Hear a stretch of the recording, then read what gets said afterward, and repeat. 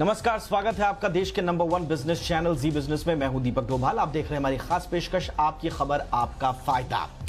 देखिए, देश में अब तक बड़े शहरों तक कोरोना का कहर हमने देखा, लेकिन जैसे जैसे शहरों से पलायन गांव की तरफ हो रहा है, प्रवासी मजदूरों, कामगारों, छात्रों, पर्यटकों को जो फंसे हुए थे उनको वापस जाने की कवायद जब से शुरू हुई है, अब कोरोना शहरों से गांवों की तरफ बढ़ने लगा है। बिहार का हमने एग्जाम्पल लेटेस्ट देखा है, जहां पर दिल्ली से बिहार पहुंचे हुए हर 4 में से 1 मरीज कोरोना पॉजिटिव पाया जा रहा है। यानी कि जो प्रवासी आ रहे हैं उनमें से 4 में से 1 पॉजिटिव पाया गया और अचानक बिहार में कोरोना संक्रमित मामले बढ़ गए हैं। इसी तरह से उत्तर प्रदेश के बस्ती में एक साथ मुंबई से लौटे 50 माइग्रेंट लेबर्स अचानक से वो कोरोना पॉजिटिव पाए गए। इसी तरह से उत्तराखंड में, जहां पर कोरोना अब तक नहीं था पहाड़ी जिलों में, जिन इलाकों में, वहां पर भी अब धीरे धीरे जो प्रवासी लौटे हैं उनमें कोरोना पॉजिटिव संक्रमण की संख्या बढ़ रही है।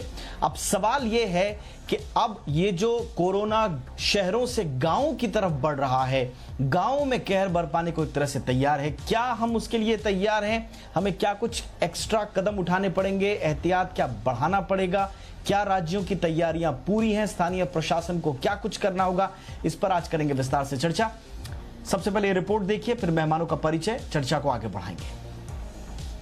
भूख प्यास से हारकर सैकड़ों किलोमीटर पैदल चलते, पुलिस से लाठियां खाते, कदम कदम पर मौत को मात देते, जब ये श्रमिक मजदूर बड़े बड़े शहरों से अपने गांव पहुंचे तो ये अपने साथ भूख, आंसू, बेबसी, लाचारी और टूटे सपने के अलावा वो भी लेकर लौटे जिसने महीनों से इनकी रोजी रोटी छीन रखी थी। जी हां, कोरोना। बिहार 788 प्रवासी मजदूरों को कोरोना। राजस्थान 759 प्रवासी मजदूर कोरोना पॉजिटिव। उत्तर प्रदेश 641 मजदूर कोरोना पॉजिटिव। झारखंड 88 प्रवासी मजदूरों में कोरोना वायरस। छत्तीसगढ़ 32 प्रवासी मजदूरों में कोरोना। ये आंकड़े उस आशंका की पुष्टि करते हैं जिनमें कहा गया था कि प्रवासी मजदूरों के गांव लौटने से कोरोना का विस्फोट होगा। डर जताया गया था कि अगर कोरोना गांव में फैला तो ये बेकाबू हो जाएगा। हुआ भी ठीक वैसा ही। यूपी, एमपी, झारखंड, राजस्थान में श्रमिकों के कोरोना पॉजिटिव होने के मामले बढ़ने से देश में एक्टिव केस भी बढ़े हैं। बिहार में तो मजदूरों में पॉजिटिविटी की दर चिंताजनक बन गई है। नेशनल लेवल पर यह दर 4% है। मतलब जांच किए गए श्रमिकों के हर 100 सैंपल में से 4 पॉजिटिव पाए जा रहे हैं। लेकिन बिहार लौटे प्रवासी मजदूर ये दर ठीक 2 गुनी यानी 8% है। सबसे ज्यादा चिंताजनक दर दिल्ली से बिहार लौटे प्रवासी श्रमिकों की है। अभी तक दिल्ली से बिहार लौटे श्रमिकों के 835 सैंपलों की जांच हुई है, जिनमें 218 पॉजिटिव पाए गए हैं।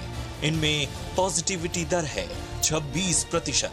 वहीं पश्चिम बंगाल से बिहार लौटे श्रमिकों में यह दर 12% है और महाराष्ट्र से लौटे श्रमिकों में 11%, तो हरियाणा से लौटे श्रमिकों में यह दर 9% है।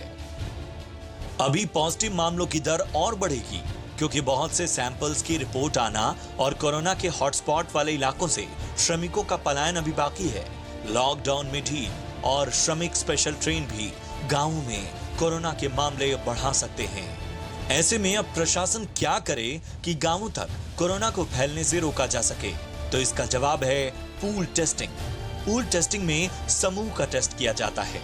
उदाहरण के लिए मान लीजिए टेस्टिंग किट में अगर 20 लोगों के सैंपल टेस्ट करने की क्षमता है तो 20 संदिग्धों के नाक और गले के स्वैब का सैंपल लिया जाएगा।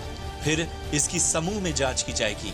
अगर किसी समूह के नतीजे नेगेटिव आते हैं तो इसका मतलब है कि जिन लोगों से उस पूल के लिए सैंपल लिया गया है उन्हें कोरोना वायरस नहीं है। इसी तरह अगर जिस पूल में किसी के नतीजे पॉजिटिव हैं तो किट के सभी सैंपल की फिर से अलग अलग जांच की जाएगी। कई राज्य पहले से ही पूल टेस्टिंग का तरीका अपना रहे हैं। अक्सर पूल टेस्टिंग उन इलाकों में की जाती है जहां संक्रमण का खतरा कम होने की संभावना होती है। बिहार सरकार ने भी अब राज्य में पूल टेस्टिंग कराने की बात कही है। इसके अलावा स्थानीय प्रशासन को और ज्यादा सचेत होने की और कोरोना से निपटने की पुख्ता रणनीति बनाने की जरूरत है। इसके अलावा संक्रमित श्रमिकों की देखभाल और संक्रमण की रोकथाम के लिए राज्य सरकारों को क्वारंटाइन सेंटर्स के नेटवर्क को बढ़ाना होगा। साथ ही उनमें व्यवस्था भी ठीक करनी होगी। साफ सफाई, सोशल डिस्टेंसिंग का पालन सही से कराना होगा। साथ ही उन मजदूरों को भी ढूंढकर उनका टेस्ट कराना होगा जो ट्रेन शुरू होने से पहले पैदल ही घर लौट चुके हैं। ऐसे में सभी मजदूरों से हमारी अपील है कि वो जानकारी न छुपाएं और जिला प्रशासन से संपर्क करें, क्योंकि गांवों में कोरोना का बम फूट गया तो परेशानी बहुत बढ़ सकती है।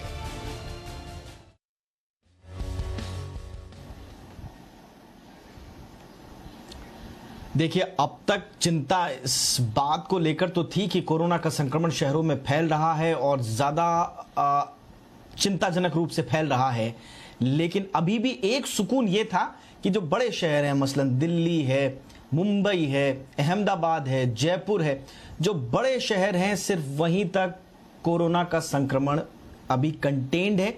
इसलिए एक रणनीति बनाकर उस पर काबू पाया जा सकता है। लेकिन अब चिंता इसलिए बढ़ रहा है क्योंकि टियर 2 शहरों में और यहां तक कि गांवों में अब कोरोना पॉजिटिव मामले सामने आ रहे हैं। उस पर कैसे अब इस स्थिति से निपटा जाए, इस पर चर्चा करने के लिए मेरे साथ खास मेहमान आज मौजूद हैं। फटाफट से आपका परिचय करा दें। हमारे साथ हैं डॉक्टर सूर्यकांत, जो कि पल्मोनोलॉजिस्ट हैं, KGMU के किंग जॉर्ज मेडिकल यूनिवर्सिटी, देश की बहुत प्रतिष्ठित यूनिवर्सिटी है लखनऊ में। डॉक्टर सूर्यकांत, बहुत बहुत स्वागत है आपका। हमारे साथ हैं डॉक्टर अमूल्य कुमार सिंह, जो कि फिजिशियन है पटना से हमारे साथ। डॉक्टर अमूल्य, थैंक यू सो मच, आपका स्वागत है। हमारे साथ हैं डॉक्टर MC मिश्रा, पूर्व डायरेक्टर हैं एम्स के और लगातार जी बिजनेस पर हमारे शोज के जरिए बहुत महत्वपूर्ण बातें विश्लेषण करते आए हैं। डॉक्टर मिश्रा, एक बार फिर से आपका स्वागत है। और हमारे साथ आज एक खास मेहमान है आलोक रंजन साहब, जो कि पूर्व चीफ सेक्रेटरी हैं उत्तर प्रदेश सरकार के और प्रशासनिक मामलों के जाने माने जानकार हैं। आलोक रंजन जी, आपका भी बहुत बहुत स्वागत है। मैं शुरुआत करूंगा डॉक्टर मिश्रा आपसे ही। सर, ये कितनी बड़ी चिंता आपको लग रही है? अब पटना से, बिहार के सुदूर इलाकों से, उत्तराखंड के हिली राज्यों से, जो जिले हैं वहां से अब पॉजिटिव, उत्तर प्रदेश के ग्रामीण इलाकों से पॉजिटिव मामले सामने आ रहे हैं। कितना चिंताजनक है सर ये चिंताजनक भी है और चुनौतीपूर्ण भी है, क्योंकि अब जो ये आपने जैसे बिहार का बताया कि 4 में से 1 पॉजिटिव आ रहे हैं, तो ये पॉजिटिविटी बहुत ज़्यादा है। अब शहरों में तो व्यवस्था हो गई थी, बेड्स की भी हो गई थी, ICUs की भी हो गई थी, वेंटिलेटर्स की भी हो गई थी। अब इनमें कैसे कहाँ पे इनको ले जाएंगे, रखेंगे, ये व्यवस्था प्रशासन को बहुत जल्दी करनी पड़ेगी। और हर जिले में मैं समझता हूँ बहुत बड़ी जिम्मेदारी आ गई है प्रशासन के ऊपर, जिसमें हमारे फ्रंटलाइन हेल्थ केयर वर्कर्स भी हैं, सिक्योरिटी फोर्सेस भी, और बाकी प्रशासन इनकी जो व्यवस्था करेंगे, इनको रखने की और इनको खाना देने की, इनके इलाज की, जो पॉजिटिव आए हैं। तो मैं समझता हूं कि ये दोनों बातें हैं, इसमें चिंताजनक भी है और ये काफ़ी हमारे लिए चुनौती भी एक साथ में लेके ये समस्या खड़ी हुई है, क्योंकि अब श्रमिकों को रोका भी नहीं जा सकता जहाँ पे ये जा रहे हैं। अब अच्छी बात ये होगी कि ज़्यादा से ज़्यादा टेस्टिंग हो जाए, चाहे पूल टेस्टिंग हो पहले, उसके बाद इंडिविजुअल केस की टेस्टिंग हो, या सबकी टेस्टिंग ज़रूर होनी चाहिए जितने लोग भी वापस जा रहे हैं, जिससे उनको शहर में ही रोक सकते हैं। अगर जो क्वारंटाइन की सुविधाएं बनी हुई हैं उन्हीं में रोक सकते हैं तो बहुत अच्छा होगा गाँव में जाने से पहले। और या फिर क्योंकि अब गर्मी भी आ गई है, तो ये सुविधाएं गाँव में क्रिएट करना भी एक बहुत बड़ी चुनौती होगा इस तरह के वेदर में। तो ये मैं समझता हूँ कि टेस्टिंग सबकी हो, जितने भी लोग जा रहे हैं। ये एक बहुत चुनौती भरा समस्या सामने आई है और मुझे लगता है कि प्रशासन इसमें भरपूर अपना प्रयत्न करेंगे और जितने केस भी पॉजिटिव हैं उनको ट्रीटमेंट की सुविधा मिलेगी, और जो लोग थोड़ा ज़्यादा सीरियस होंगे उनको शहर में ही, जहाँ पे कोविड केयर सेंटर्स हैं या कोविड हॉस्पिटल्स हैं, वहाँ पे रखने की सुविधा ऑलरेडी है, वहीं पे उनको रोक लिया जाए, गांव में जाने ही न दें पूरी तौर से। तो क्योंकि कहीं ना कहीं ये स्टेशन पे उतरेंगे या बड़ी जगह जिले के प्रवासी लोग जो अपने गांव लौट रहे हैं उनको एक क्वारंटाइन सेंटर में डालकर अपने कर्तव्यों की इतिश्री कर दी जा रही है। ग्राम प्रधान या ग्राम पंचायत समिति के जो लोग हैं उनको कहा जा रहा है कि भाई आप व्यवस्थाएं देखिए, उनके पास प्रॉपर किट्स नहीं है। तो ये तो खतरा बढ़ाने वाली बात हो गई ना। तो ये प्रशासनिक स्तर पर ये जो चुनौती उभरी है, कैसे निपटे इससे?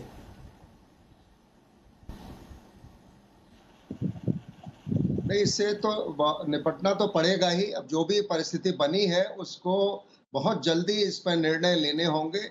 और अब चूंकि भारत में भी पीपीई किट्स बड़े पैमाने पे बन रही हैं, मास्क भी उपलब्ध है, तो मैं समझता हूँ कि पीपीई किट्स उपलब्ध कराना ये प्रशासन की जिम्मेदारी है। और ये प्रशासन कराएंगे इसको, जिससे लोगों को एटलीस्ट जो लोग इसमें केयर प्रोवाइड कर रहे हैं उनको संक्रमण ना हो। तो ये बहुत बड़ी कुछ पीछे भी कुछ वीडियोस ऐसे आए थे कि जो क्वारंटीन सेंटर्स हैं वहाँ पे हालात ठीक नहीं है।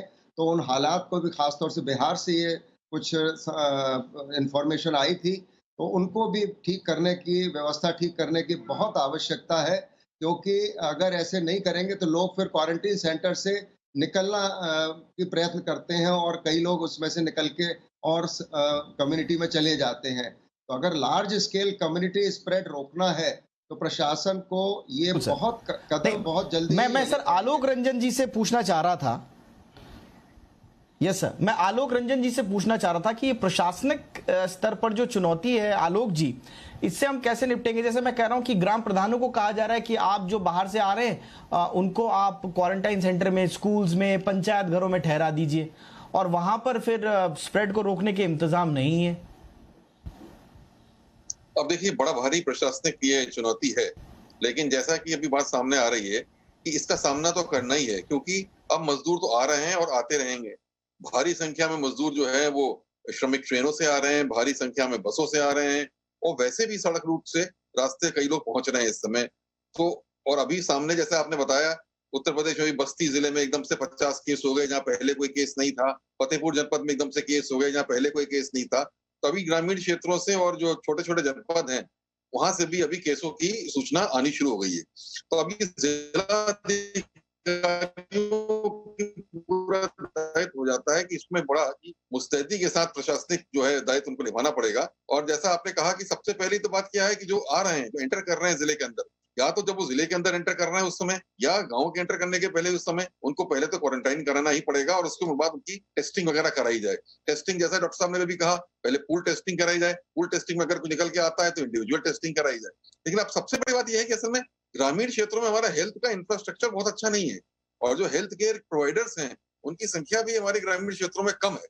हाँ, उनको पीपीई इक्विपमेंट दिया जाए, सारी सुविधा दी जाए, लेकिन वहाँ संख्या ही कम है। तो और वहाँ जैसे हमारे कुछ और लोगों को इससे जोड़ना पड़ेगा, जैसे कि हमारी आशा वर्कर्स हैं, हमारे एएनएम्स हैं, ये लोग जो ग्रामीण क्षेत्रों में स्वास्थ्य का काम करती हैं, या ग्राम पंचायत से रिलेटेड और भी अधिकारी वर्ग है जो भी इसमें है, उनको भी इससे जोड़ना पड़ेगा और उसमें उसके लिए प्रशिक्षित करके लगाना पड़ेगा। और ये आशा वर्कर्स और एएनएम जो है, ये खासतौर से एक एक व्यक्ति के रिकॉर्ड को रख सकती हैं, देख सकती हैं कि सबका टेस्ट हुआ कि नहीं हुआ, टेस्ट होने के बाद जो ठीक है उसी को अंदर जाने दिया, जो नहीं ठीक है उसको अस्पताल पहुंचाया गया। इसके लिए तमाम और सुविधाएं जैसे कि 108 एम्बुलेंस सेवा है, ये और सेवाएं हैं, इनका भी उपयोग करना पड़ेगा कि जैसे कोई अगर बीमार है और उसको हॉस्पिटल बिल्कुल आपसे एग्री करते हुए सर, मैं थोड़ा सा डॉक्टर सूर्यकांत और डॉक्टर अमूल्य के पास भी जाना चाहूंगा।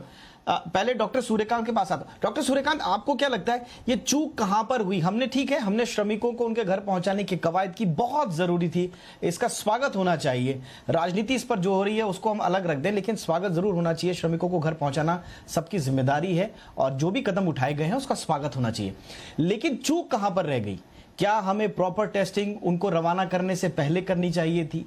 जहां पर वो पहुंच रहे हैं वहां पर उनकी प्रॉपर टेस्टिंग और क्वारंटाइन की व्यवस्था करनी चाहिए थी।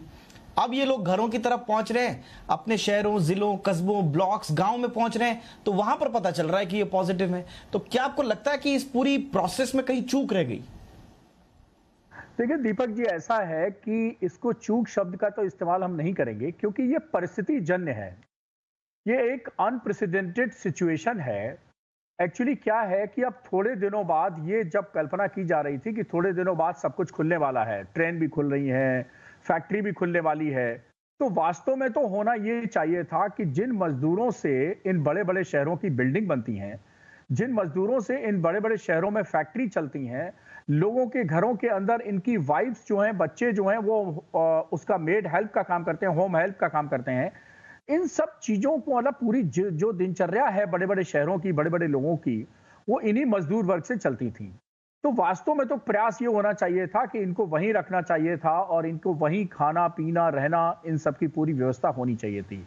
लेकिन लंबा पीरियड निकला जब लॉकडाउन 4 घोषित हुआ, और उसके पहले भी आपने दिल्ली के नज़ारे देखे होंगे, जब लोगों को आशा नहीं मिली इन बड़े राज्यों से और बड़े शहरों से, सो कॉल्ड हमारे जो ये इंडस्ट्रियलिस्ट सिटीज हैं, इंडस्ट्रियलिस्ट राज्य हैं, जब इनको पैट्रोनाइज नहीं मिला, जब इनको पैट्रोनाइज नहीं मिला, तो इनको एक तरह से हम कह सकते हैं कि बेकाबू हो गए। आपने देखा होगा कैसे कैसे दृश्य आए कि लोग सड़क से पैदल ही निकल दिए, लोग जो हैं वो किसी तरह जो ट्रक वगैरह चलते हैं उनसे चल चुके।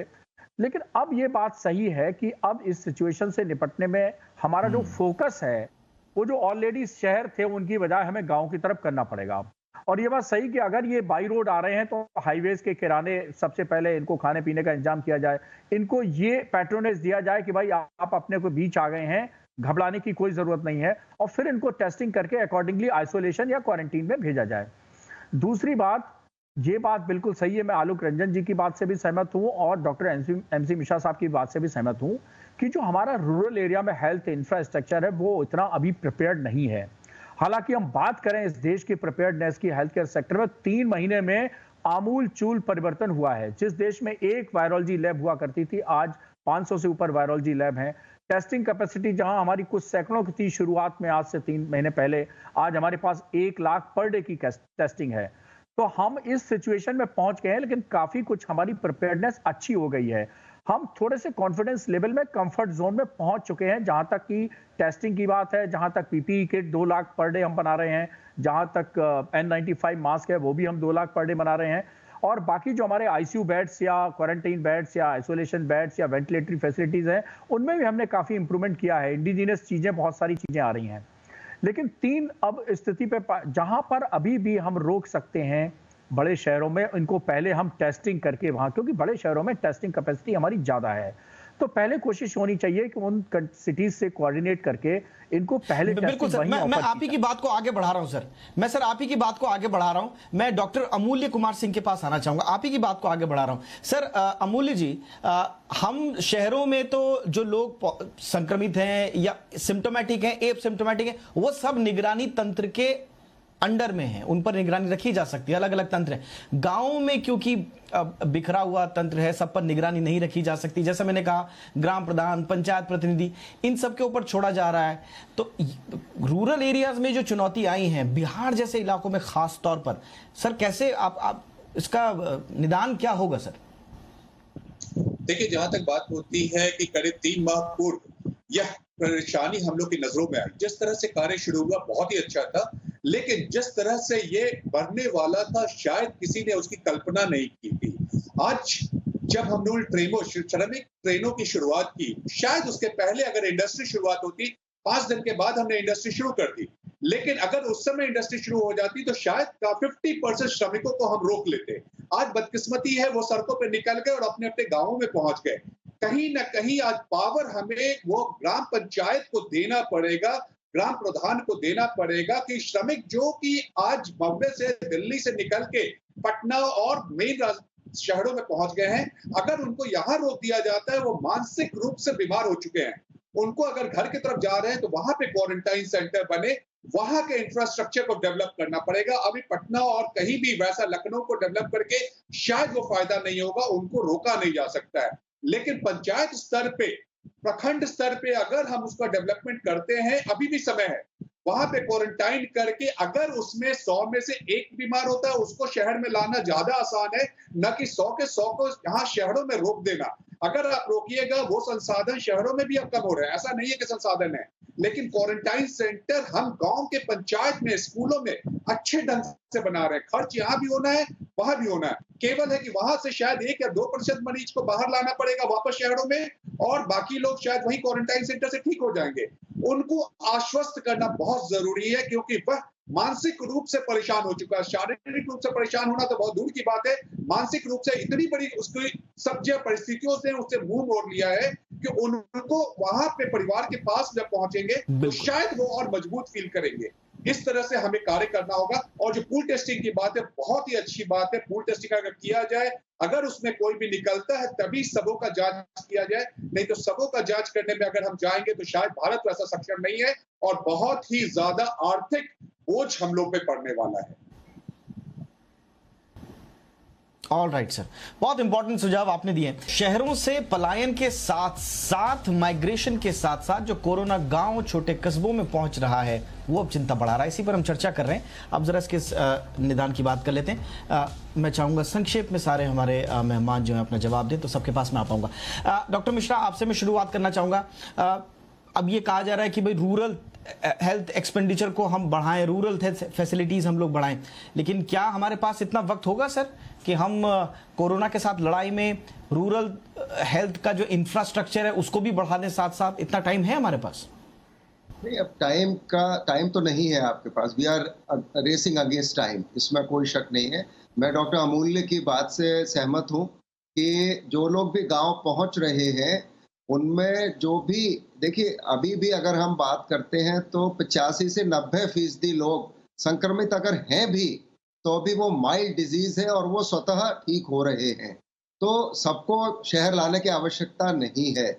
जो उसमें से थोड़ी सी जिसकी तबीयत बिगड़ेगी, जो परसेंटेज काफी कम रहेगी, 5% रहेगी, 10% रहेगी, उनको वापस ट्रांसपोर्ट करना शहरों में जो व्यवस्थाएं हैं उसमें आसान होगा। तो ये एक सुझाव बहुत अच्छा है।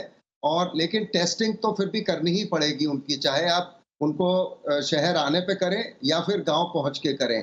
तो टेस्टिंग के बिना तो पता ही नहीं लगेगा और फिर ज्यादा लोग उसमें इफेक्ट हो जाएंगे। तो मैं समझता हूँ गांव में, जैसे डॉक्टर अमूल्य ने भी कहा, वहाँ पे स्कूल्स हैं, सरकारी स्कूल्स हैं, प्राइवेट स्कूल्स हैं, छोटे कस्बों में, गाँव में, वहाँ पे क्वारंटीन सेंटर्स बनाए जा सकते हैं क्योंकि आजकल क्लासेस सस्पेंडेड हैं, स्कूल्स बंद हैं, बैंक्वेट हॉल्स हैं, मैरिज हॉल्स हैं। तो व्यवस्था को जिला प्रशासन, आपके पास सारी इसके डिटेल्स होते हैं। मैं समझता हूँ अगर जिला प्रशासन को इसमें जिम्मेदारी पूरी तौर से डेलीगेट कर दी जाएगी तो वो, हमारे यहाँ इस तरह का सिस्टम है कि वो सीएमओ के साथ मिलके पहले ही कार्य कर रहे हैं और ज्यादा मजबूती उनको दे दी जाए तो अच्छा रहेगा, मैं समझता हूँ। तो मैं यही कहूंगा कि ये सुविधाएं क्रिएट की जा सकती हैं। Alright sir. आलोक जी, ठीक है। आलोक जी, आपको लगता है कि ये सुविधाएं हम लोग क्रिएट कर पाएंगे? डॉक्टर्स की तादाद आपको बढ़ानी है, छोटे छोटे आपको हेल्थ सेंटर्स बनाने पड़ेंगे सर? 1897 का जो हमारा एपिडेमिक एक्ट है वो जिला मजिस्ट्रेट को अधिकृत करता है इस संबंध में काफी कुछ कदम उठाने के लिए। तो जिला अधिकारी और उनके साथ उनके सीएमओ और उनकी टीम जो होगी, इन्होंने ऑलरेडी पिछले 2 महीने से, इतना तो मैं जानता हूँ कि जगह जगह, एक तो जिले में अस्पतालों में आइसोलेशन वार्ड इन्होंने आइडेंटिफाई कर लिए हैं, जगह क्वारंटीन सेंटर्स पे आइडेंटिफाई किए हैं, और न केवल जिले स्तर पे, पर इन्होंने अंदर जाके तहसील स्तर पे, ब्लॉक स्तर पे और इवन ग्रामीण स्तर तक भी ये आइडेंटिफिकेशन की कार्रवाई की है। अब उसको काम में लाने की आवश्यकता है। तो सबसे पहली चीज यही है कि जो आए ये ग्राम के प्रधानों से, और जैसे मैंने पहले बताया जो हमारे स्वास्थ्य कर्मी हैं, आशा वर्कर हैं, एएनएम से, इन लोगों को इन्वॉल्व करके इनको क्वारंटाइन सेंटर में ले जाया जाए जो कि आइडेंटिफाई किया हुआ है। वहां अच्छी सुविधा देनी पड़ेगी, वो सुविधा देना बहुत ही आवश्यक है। वहां पे जो देने की आवश्यकता है सुविधा, वहां पे आपके क्वारंटीन सेंटर में पानी हो, खाने की व्यवस्था हो, देखभाल हो वहां पे प्रॉपर्ली, तभी उस क्वारंटीन सेंटर में लोग जाएंगे। टेस्टिंग उसके बाद की जाए। टेस्टिंग के बाद जो है, अगर जो कोई चीज ऐसी आती है पॉजिटिव, तब फिर जो मेडिकल कदम उठाने हैं वो उठाने पड़ेंगे कि उनको जिला अस्पताल में आइसोलेशन वार्ड जो बने हैं वहां पे ले आए जाए, वहां पे इनका ट्रीटमेंट किया जाए, और बहुत सीरियस केस हो तो भाई जिले से आगे चल के उनको प्रदेश मुख्यालय पे जो बड़े अस्पताल है वहां पहुंचाया जाए। पर ये एक पूरी प्रक्रिया चलानी पड़ेगी और इसको जिला मजिस्ट्रेट, उनके अधिकारी, अगर 2 महीने से उनको जो बताया गया था उसकी योजना उन्होंने अवश्य बना ली होगी। इसको बाढ़ के समय भी लोग योजना बनाते हैं और भी ऐसे अर्थक्वेक होता है उसके हिसाब से बनाते हैं। तो ये जिले में ऐसा इंटरनल सिक्योरिटी प्लान रहता है, ये मैं जानता हूँ जिलाधिकारियों के उस पे, और इसमें कोरोना को देखते हुए पिछले 2 महीने से ऑलरेडी ये जिलाधिकारी के पास ये अधिकार भी है, उनको अधिकार भी दिए गए हैं। सवाल ये है कि वो क्या एक प्लान तरीके से अपने अधिकारों का इस्तेमाल करके अगर आगे बढ़े तो काम बन सकता है। डॉक्टर सूर्यकांत, आपके सजेशन से? देखिए, मैं प्रैक्टिकल आधार पर डॉक्टर अमूल्य की बात से और एमसी मिश्रा सर की बात से सहमत हूं कि बहुत अच्छा होता कि गांव में ये सब हो जाती, लेकिन आप प्रैक्टिकल सोचिए प्रैक्टिकल ये है कि जो सैंपल कलेक्ट किया जाता है उसको 2 to 8 डिग्री सेंटीग्रेड में ट्रांसपोर्ट करना होता है। अब ये कोल्ड चेन हम कहाँ में गांव में मेंटेन कर पाएंगे, एक बात। दूसरी बात, गांव के लेवल पे इस लेवल के क्वारंटीन सेंटर, मुझे मालूम है गांव के स्कूलों की हालत की, बाथरूम टूटे पड़े हैं, दरवाजे टूटे होंगे, बहुत सारे जो सरकारी स्कूलों की स्थिति ना हमसे छुपी है ना आपसे छुपी है। हमारे देश में ये एक प्रैक्टिकल बहुत बड़ा फैलू है। आप सिद्धांत के तौर पे बहुत अच्छी बात लग सकती है कि गांव में हम सुविधा क्रिएट करें, लेकिन इसमें मुझे लगता है बहुत वक्त लगेगा। तो सबसे पहली प्राथमिकता होनी चाहिए कि जिस शहर से ग्रामीण आ रहा है उसकी टेस्टिंग वहीं हो जाए। दूसरी प्राथमिकता हमारी होनी चाहिए कि जिस रेलवे स्टेशन पे उतरा या जिस हाईवे पे पहुंचा वो शहर के पास, वहां हम टेस्टिंग फैसिलिटी और क्वारंटीन, जो कि ऑलरेडी सरकारें डेवलप कर चुकी हैं। हमारे उत्तर प्रदेश में तो बहुत अच्छे हाईवे के किनारे और बड़े बड़े शहरों में ये क्वारंटीन और आइसोलेशन वार्ड की सुविधा हो चुकी है। हमने जो लेवल 1 के हॉस्पिटल जो चलाए भी हैं या जो डेवलप किए हैं वो हमने तहसील लेवल पे किए हैं। तहसील के नीचे मुझे नहीं लगता कि कहीं अभी ऐसी प्रिपेयर्डनेस है कि जिससे कि हम ये सुविधा दे सकें, और उसको अभी ये हाल फिलहाल प्रिपेयर्डनेस नहीं है, ये इंपॉर्टेंट है। डॉक्टर अमूल्य आप क्या कहेंगे सर? प्रिपेयर्डनेस अगर नहीं है रूरल एरियाज में तो फिर कैसे काम बनेगा? सर, जहां तक प्रिपेयर्डनेस की बात उठती है, मैं बोलूंगा पेपर पे सब चीज है सर। सरकारी तंत्र जितने हैं वो पेपर पे गांव के स्तर तक हमने स्वास्थ्य को ऑन पेपर पहुंचाया हुआ था। हाँ, हम लोग को शंका हो जाती है वो कार्यान्वित हो पाएगा कि नहीं। वो श्रमिक जो 10 दिन 15 दिन सड़कों पे घूमा है उसने दुनिया भर का कष्ट देखा है। वो गांव में किसी तरह का क्वारंटाइन सेंटर बनाया जाएगा, बहुत अच्छे ढंग से उसको लेगा सर। जो भी सुविधा आप वहां दीजिएगा, जो भी खाना दीजिएगा, उसको शायद लगेगा वो अभी भी अमृत है उसके लिए, अपनों के बीच अगर पहुंच जाता है। इसलिए वहां पे अगर वो सुविधाएं जो हमारी आशा वर्कर है, एएनएम है और जो भी गांव के प्रतिनिधि है उनके द्वारा भी हमको सेवाएं कराएं तो शायद हो जाएगा, क्योंकि अब उनको रोकना बहुत ही मुश्किल हो गया है सर। टेस्टिंग की बात जो आती है, सबों का टेस्ट कभी भी हम लोग नहीं करा सकते हैं, लेकिन हम लोग अगर जो सीरियस मरीज हैं उसमें हमें देखना पड़ेगा। कोई वैसा मरीज जिसको कैंसर का हिस्ट्री है, मधुमेह का रोग है, उच्च रक्तचाप है, जिसको किडनी का प्रॉब्लम है, उसको पहले सेग्रीगेट कर लीजिए। तो हो सकता है 100 में 10 ही लोग को आप लोग अलग करना पड़ेगा, 90 लोग क्वारंटाइन में एकदम ठीक हो जाएंगे।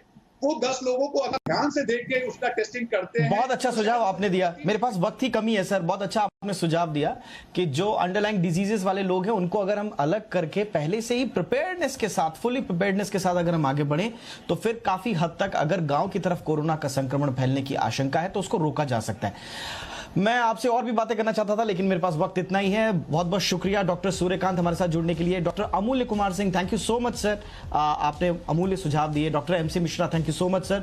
आलोक रंजन साहब, बहुत बहुत शुक्रिया हमारे लिए वक्त निकालने के लिए। इसी के साथ आज के इस शो में इतना ही। अपना ख्याल रखिए, नमस्कार।